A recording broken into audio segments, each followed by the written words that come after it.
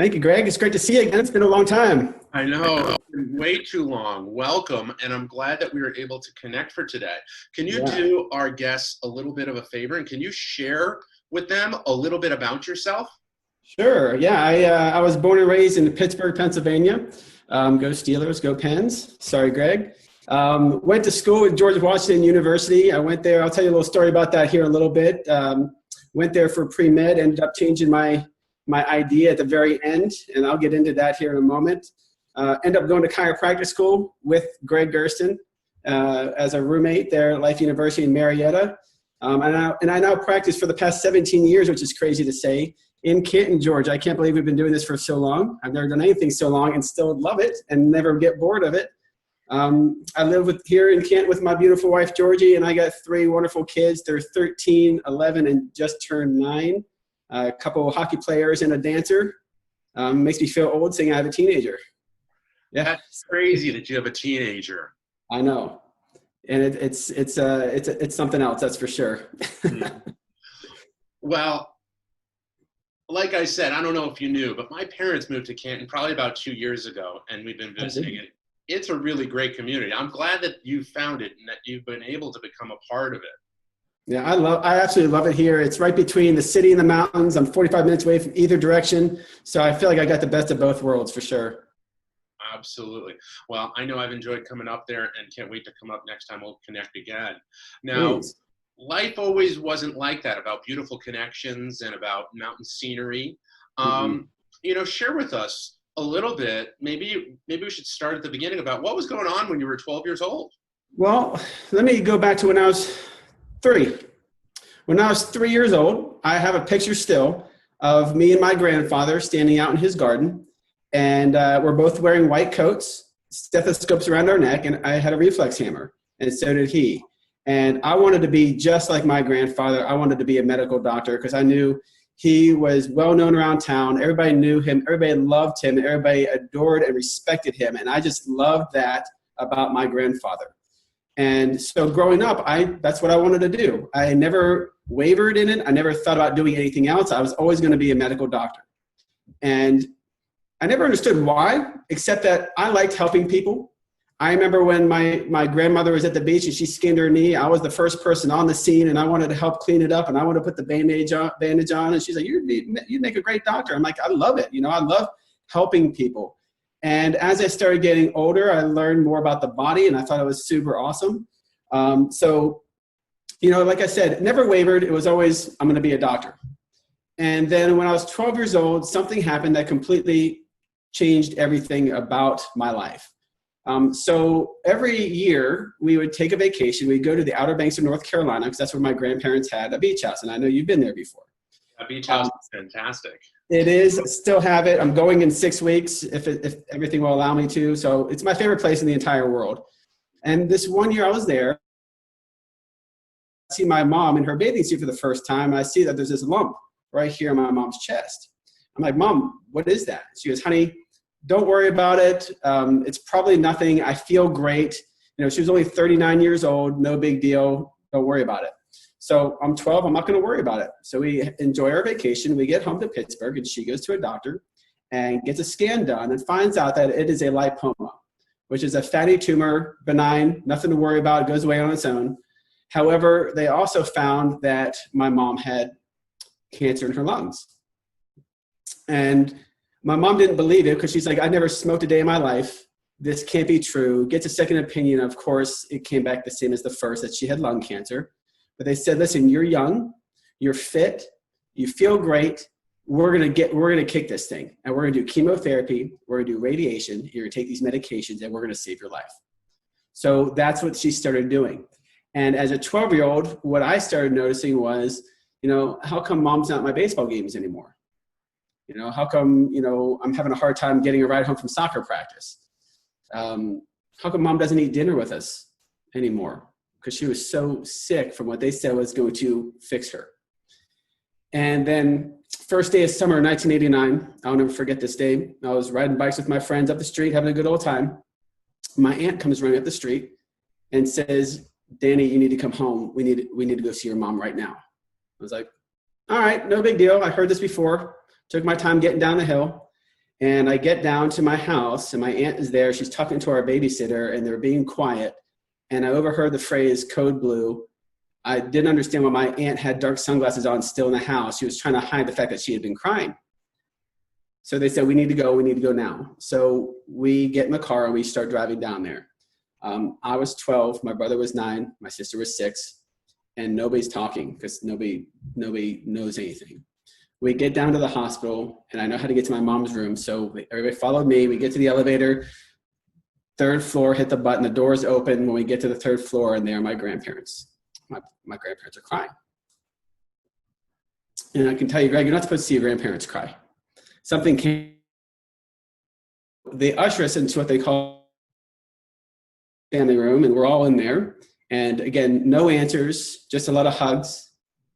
And then a doctor walks in and simply says, I'm really sorry.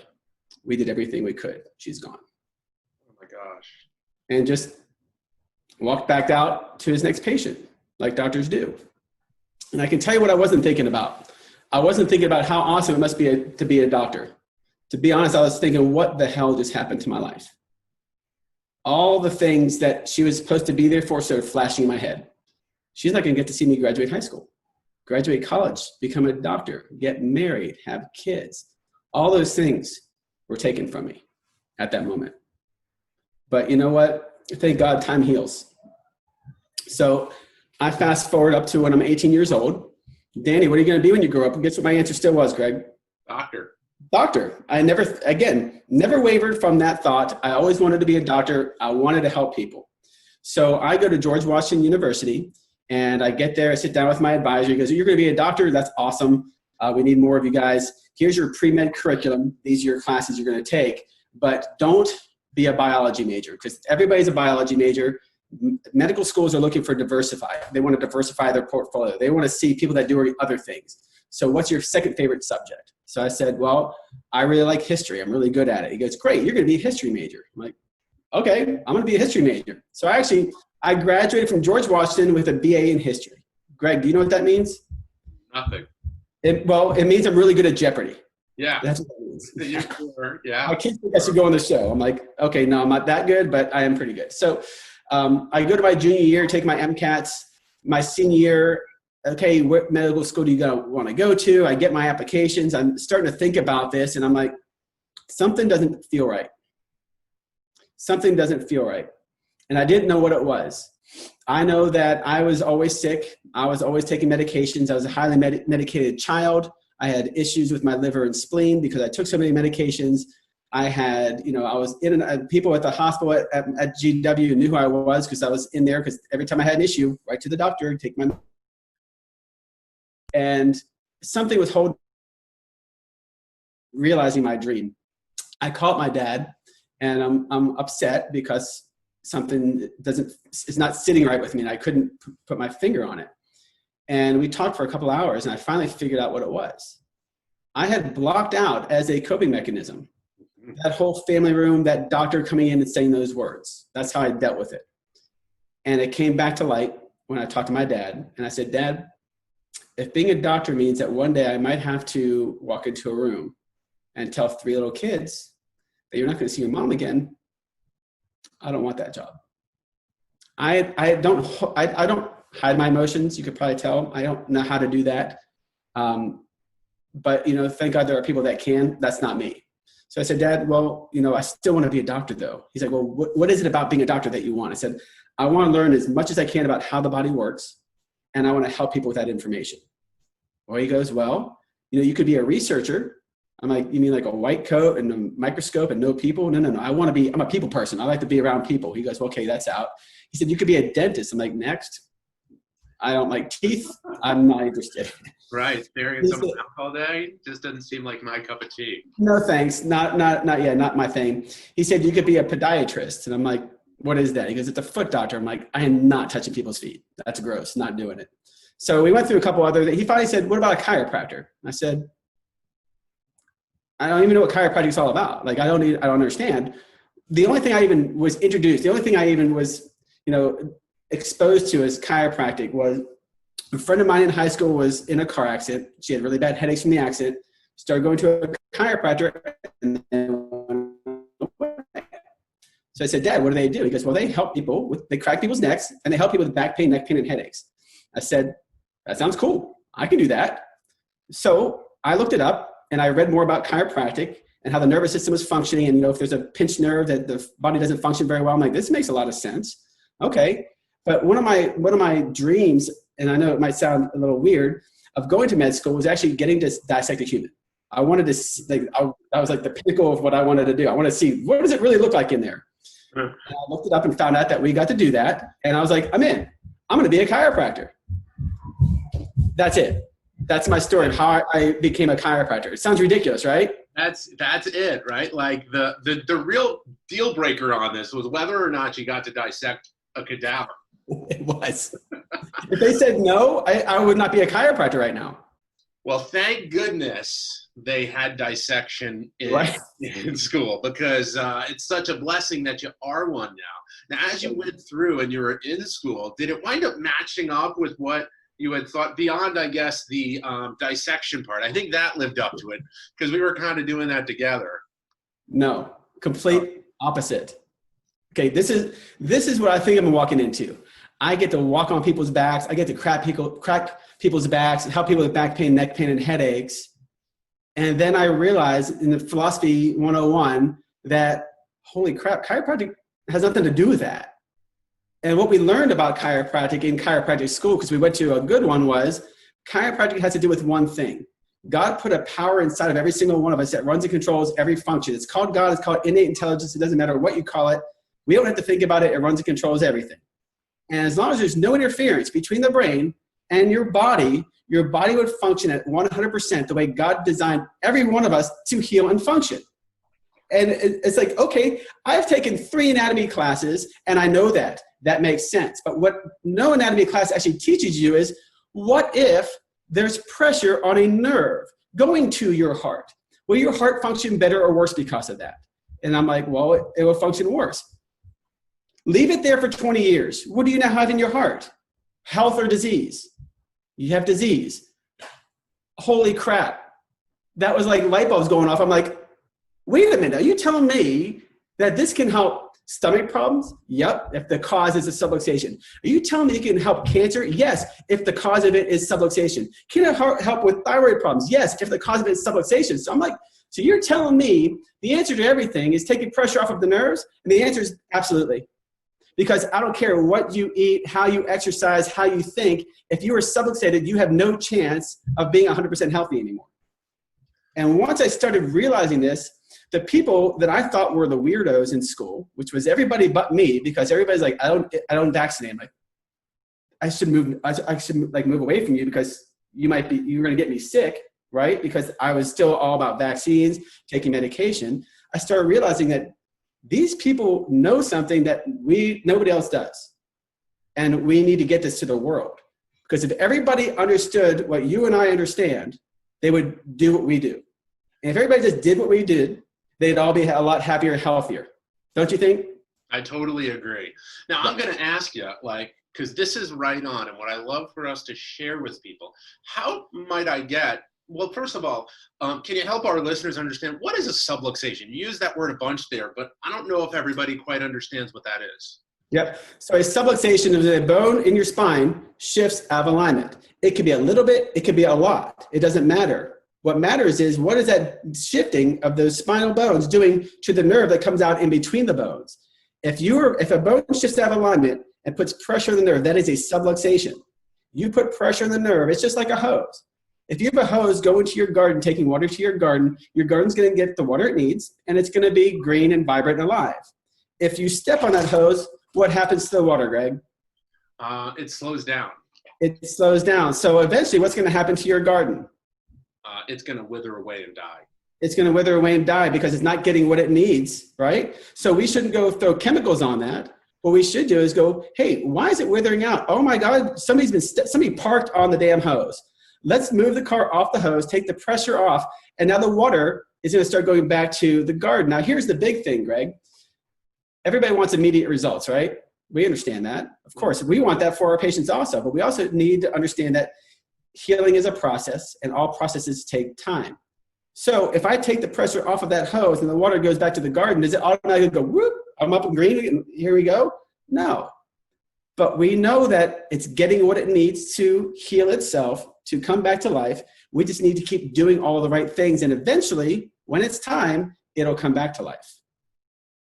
Right on. That is exactly it. What a good analogy. I love the garden hose theory, and especially with a car parked on it, it winds up shutting off all the energy down the stream. Now, how might I get a kink in the spine that might cause those vertebrae? So how can we get a subluxation? The answer is stress. Physical stress, chemical stress, emotional stress, something that we're all under a lot right now. So everybody thinks that just because we're at home doesn't mean we're stressed. When people watch the news, which I recommend nobody do, but when you watch this stuff, it causes emotional stress. So when we get emotionally stressed, what happens to our muscles? We stop using them and they shrink up. They shrink up, or they do the opposite and tense right up. You know, I mean, think about it. All of our wives get tense because we have kids, right? And they all want their shoulders to be rubbed because that's where they tense up. So if these muscles get tensed up and they're not in balance, which most people are not because they sit this way, or they carry a bag over here. So that physical stress is causing that emotional stress, which is putting pressure on the nerves, throwing things out of place. This is why just being stressed can cause a subluxation, let alone the obvious of physical stress being like carrying your kids, being in an accident, trip, traumas, falls, missing that last step going up at night, any of those things, even sleeping in a weird position. How about this, typing, text, neck? I mean, all these things cause subluxation. Gravity causes subluxation. I mean, if we lived in a vacuum, we would never have to adjust anybody. But the fact of the matter is we have a force called gravity pulling us down at all times, which is going to cause subluxation. So can you think of a time where you're never going to have physical stress, emotional stress, or a chemical stress? Can you think of one time that you'll never have any of those things? Maybe when you're dead? That's the only time I can think of. Yeah. So think about taking care of your car. We're constantly putting, stress on that engine, and we know that that engine will eventually wear out, break down if we don't do what? Maintain, right? Take care of it. We got to change the oil every 3,000 to 5,000 miles to make sure that we can continue to let it run, because we know we're putting all that stress on it. Well, what are we doing for our spine and nervous system when we're constantly stressing it if we're never getting it checked? We're allowing it to degenerate, decay, and destroy our life. Mm-hmm. So now, even when people right now, they're sheltering and they may not be moving around as much, right? Mm-hmm. Like they may not leave their house, or they may wind up finding that they're working at a desk, and that now with meetings like Zoom, you don't even need to walk from your desk to an office. Your desk is your office. Yeah, it's a short commute. I mean, Michelle, my wife, was going to listen to a podcast on her commute from the kitchen to the office, but she couldn't open her phone fast enough. It'd take her 2 years to do that. Yeah. But if they're not moving nearly as much, they can also wind up developing these subluxations? I'd actually rather, Greg, people be moving. Because when you are sitting, you are causing stagnation, which can cause you to lose your energy. So think about it. On a day that you sit on your butt all day at a desk or whatever, aren't you a lot more tired than if you are running around doing stuff? Yeah, and I usually don't get nearly as much done as when I'm active and going. Exactly. So when we're sitting, we are not moving the cerebral spinal fluid around our brain, around our nerves, around our spinal cord. Our brain actually, so again, going back to a car analogy, if our brain is like a battery sending out power, well, we need to constantly charge that battery. And the way we charge that battery is actually through spinal movement. Spinal movement constantly sends electrical impulses back up there and keeps it going, keeps it nice and alive and alert. So if you're just sitting all day, this is why you become sluggish. You become slightly depressed and tired, and you get less done because your brain is not very active. So if you're sitting all day, putting pressure on your spine and your low back, because you're probably not sitting in an ergonomically perfect chair, or even worse, you have a laptop and you're sitting at a laptop looking down like this all day, that's causing forward head posture. It's causing your low back curve to go away. And if you're doing that on a constant basis right now, like many people are, you're causing subluxations. So this is why I tell my patients, if you have a laptop, like right now, I'm on a laptop with you, but I have the laptop sitting on a whole bunch of water bottles, so it's at the right height, and I'm not going to be using my keyboard for this, but if I was, I'd plug a keyboard in down here so that I'm not I'm not causing ergonomically dysfunction. What else? For people sitting on a chair, I have wobble cushions that I tell my patients they should sit on. Because if they sit, they can constantly move their spine just a little bit. They don't have to sit there and do this, but they can just move a little bit, and that'll keep that brain charged. It also keeps pressure from building in the spinal joints and the spinal subluxation so that we can keep movement, because movement does not create subluxation. No movement creates subluxation.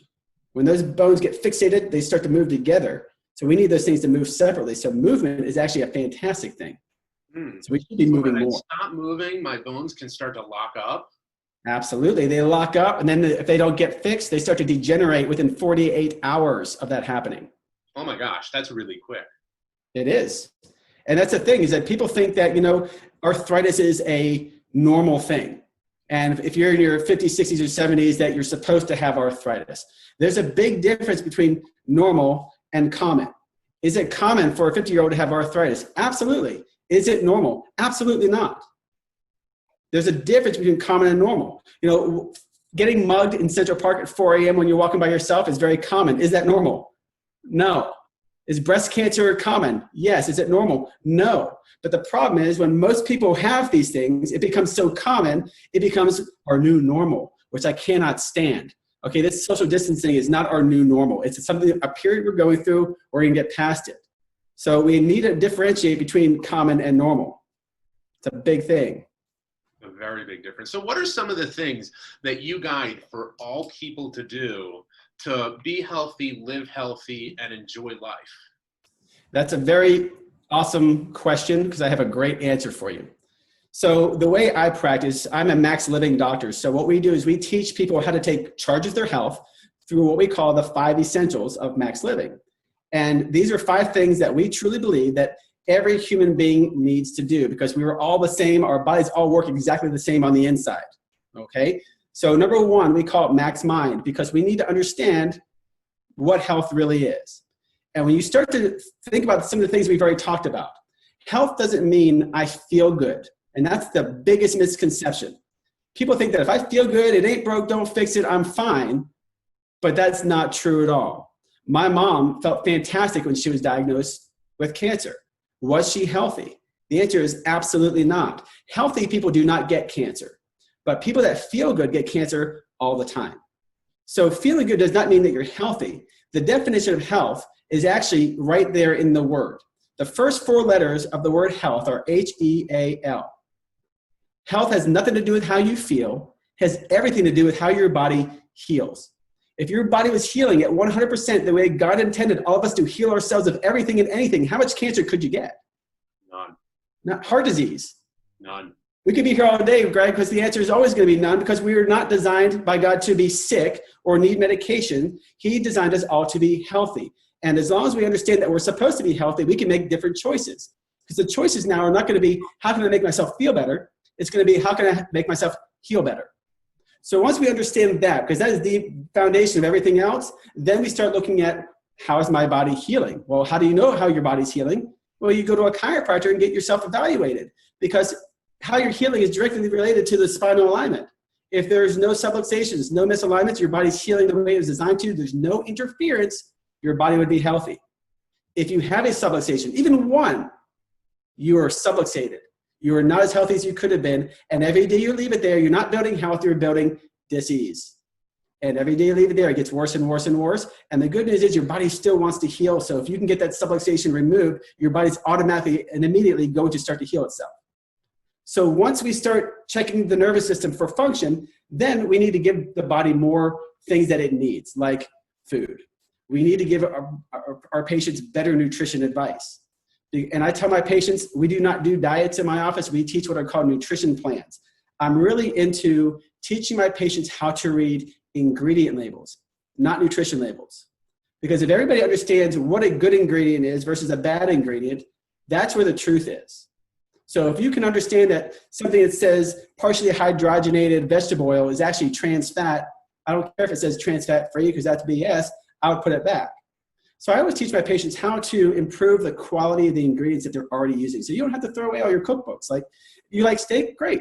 Grass-fed steak. You like chicken wings? It's in my favorites, I'm telling you. Chicken wings. I bake my chicken wings, or I use the air fryer, and I make my own dressing, my own blue cheese dressing. I make my own sauce. Not hard to do. But we also need to move more. Like you were saying, we need to move more. So we teach exercise in my office. And the exercises are not going to a gym. The good news is, since they're closed, you can still get healthy. You can still get fit. Still do it. Beautiful. Right? So we teach something called metabolic conditioning. It's a very specific way of working out. It's a 12-minute workout. Sometimes we do 6 minutes, sometimes we do 15, but 12 is really all you need. I work out 3 minutes, 36 minutes a week. That's 3 times a week. And with one 12-minute workout, because of how you're doing it, you will burn fat for 36 hours. So it's all about lowering cortisol levels, which is your stress, raising testosterone and your human growth hormone to burn fat. But most importantly, the goal of our fitness program is not to look good. That's a side effect. Not to feel good. That's a side effect. What I want is to get fat off my body, because fat harbors toxins and puts off excess amount of estrogen. So we do not want those. But we also want to get oxygen to our cells. So my patients joke with me, well, hey, I walk after dinner. I'm like, don't stop that. That's fantastic. But I want oxygen to go into your cells. And that's going to help, but you need to get out of breath to really be struggling to breathe to get that oxygen and that beta oxidation to happen. Because you know what oxygen will kill is cancer. You're not going to get cancer if you have lots of oxygen in your cells. So I don't want that. This is stuff I wish my mom knew back in the day. And this is why my mission is to help people understand that you have control over your health. And the fifth thing is minimizing our exposure to toxins. And where do we find toxins, Greg? Everywhere. They're everywhere. So with what we teach, we can't tell people to avoid toxins, because you would have to live on the moon, right? Back in a bubble. Well, the bubble's made of what though, Greg? We're going to make it something that's non-toxic. A non-toxic plastic bubble. Yeah. So we have to be realistic about all the things that we teach. So we teach people to minimize. And again, it comes down to understanding what are the bad ones out there, like sodium lauryl sulfate, propylene glycol, and start to make substitutions for the stuff that you might be using for deodorant or toothpaste or washing your hair with, or your makeup, or the stuff you clean your house with. So just making some simple changes. Like if you come home and suddenly clean your house and it smells clean, those are toxins that you're smelling. So instead, vinegar and water. And you want to smell good, throw some lemon essential oil in there, lavender essential oil. So you can do these things. But if you're just making these small changes on a regular basis, you'd be amazed how much you can improve your health.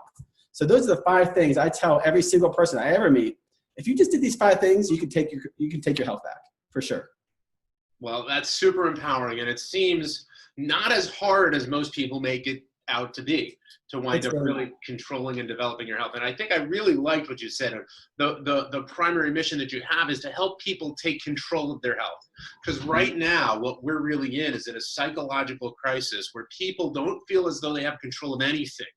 And we're scared to do absolutely anything. And right now, what more people need to do is they do need to take control, and they need to make sure that they are their own health advocates, because we're the only people who are going to really, truly be concerned for and of ourselves. And we're the only ones that can wind up taking the action to wind up supporting ourselves to do what it's innately developed to do, which is to protect, defend, rebuild, and heal itself. And those 4 steps sound absolutely perfect for it.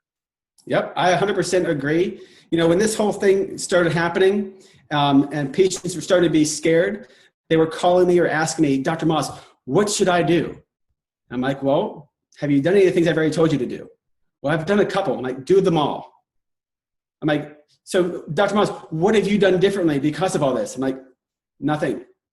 I haven't done anything different, because I know what I know, and I know what I know works. And I know that that's what your body needs to heal and function and to create a wonderfully strong immune system. And if you do all those things, you shouldn't have any worry. The people that are dying are the people that have a decreased immune system, because they've been living a poor lifestyle for not 1 or 2 years, for many, many years. Okay, and the people that are quote unquote healthy that are getting it, guarantee you they're not going to a chiropractor. They're missing that one thing, because I know people that eat right, exercise, detox, and think that they're all healthy, but when their nervous system is not functioning, none of those other things matter. They just don't. They truly don't. When the messages don't get through to the systems on what they need to do, you can fortify, you can over-supplement, you can over-exercise, but the basic systems that need to happen don't get through as clear. It's kind of similar to that car that you were talking about. And maybe you've got like a fancy fancier car that requires you to use the high octane gas. But instead of delivering that high octane gas, you gave traditional or low grade gas. Well, inevitably that system's going to break down. Yep. And right now it's breaking down for them. Well, I love these steps that you've guided for people. These 5 things can really change your life. So for any of our listeners out there, if you want to start to grasp and take control of your life, let's jump on these steps. Also, if you want some more guidance on this, Dan, where's places that people can, Dr. Dan, where are places that people can connect with, hear more of your message and maybe a little bit more of a deep dive into some of the 5 steps that you've already talked about? Yeah, we have a couple of different resources. We have an awesome Facebook page. We're always posting, motivational things, some exercises, recipes. So if you go to Facebook and look up Moss Family Chiropractic, you'll find that there. You can like our page. One of our workshops that we've done on video on our YouTube page. Again, go to YouTube, look up Moss Family Chiropractic. You can find it there. And the last place is our website. Our website goes through all the 5 essentials and has a ton of information. There's a database of recipes. There's also access to our resources, our store there. So that's mossfamilywellness.com. Those are probably the 3 best resources I have. Awesome. Well, I absolutely love those resources. If you're watching with us here on Facebook, their Facebook page is in the post. You can just click on there and connect and like with them. We'll make sure to put the YouTube station on there as well. And Moss Family Chiropractic, that's the one in Canton, Georgia, right? Yes. Yes. That's the one you want to look up on the internet. There's several Moss chiropractors out there, but that's the right one. Now, before we head out, is there anything else you want to share with our listeners and our viewers? Say that again. You bleeped out for a second. Is there anything else that you want to share with our listeners or viewers out there? No, I think I hit all the points that we had talked about. I really just want people to understand that your health is up to you, and it's never too late to take care of your health. And if you feel like it's too far, it's probably not. Because just about any problem you could have is probably a lifestyle issue, which means that those are your choices that got you to that point. If you take ownership of the fact that, take responsibility for where you are now, you can take responsibility and lifestyle your way right back out of that problem with the right guidance. I absolutely love it. Never too late to take control. The only thing that you're missing is more problems and a longer trajectory to get you back up to speed. Now, there's a couple of things that I always look to ask our guests as we're having them on. And the first thing that I always ask is, who's your chiropractor?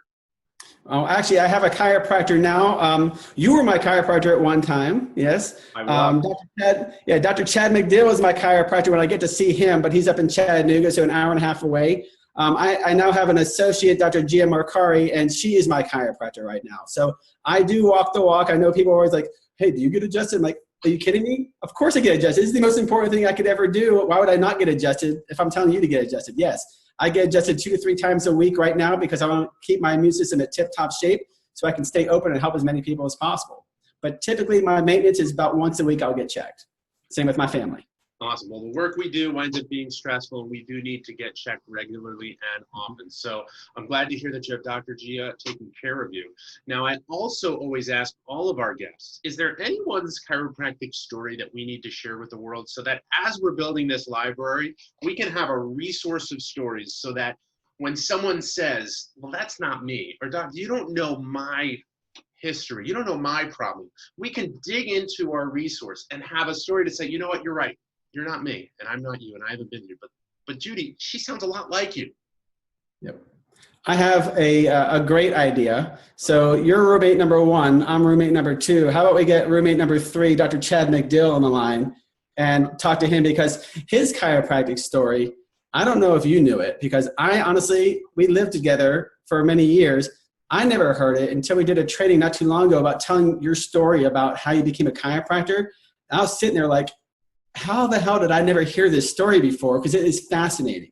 It is amazing. I had no idea he had so much trauma and how a chiropractor saved his life. He'd be a fantastic one to get. Well, I'm going to ask for you to help in coordinating that. I'll reach out to Chad. Beautiful. Well, and I'll be honest with you on that. With that, Dan, I didn't know you had so many things and were in and out of the hospital so much either. So I'm not surprised that I'm going to look to learn more about Dr. McDill's story as well. So let's look to make sure that we tell his story so that people who've gone through a lot of trauma can wind up seeing that they can turn the curve on their health, regain their health, and control their life the way that we know that he has. Yep, love it. Now, Dan, I want to thank you for joining me so much. This has been awesome. Yeah, thank you, man. I really appreciate it. This was a lot of fun. It's great to connect with a good buddy that we haven't talked too long, man. It's been too long. So next time you're in Canton, you need to come by and say hey. You got it. I will for sure. For those of you listening out there, thank you for joining us and for listening to our story. Dr. Dan's story is really a powerful one about how early changes in his life propelled him onto a different trajectory, and now he's changing the lives of many. If you've had a story of how your life has been changed by chiropractic, let's connect. Direct message me, email me, find me on Facebook, on Instagram. Let's connect so that we can develop this library of stories so that every kind of story we've got, so that when someone says you don't know me, we've got that story. If you like this story, give it a 5-star review on any of the podcatchers. That's at Real Chiropractic Stories. And be sure to subscribe. If you like this too, feel free to share it on any of your social media avenues. And I really want to thank you for letting me being a part of your health. I'll see you next week.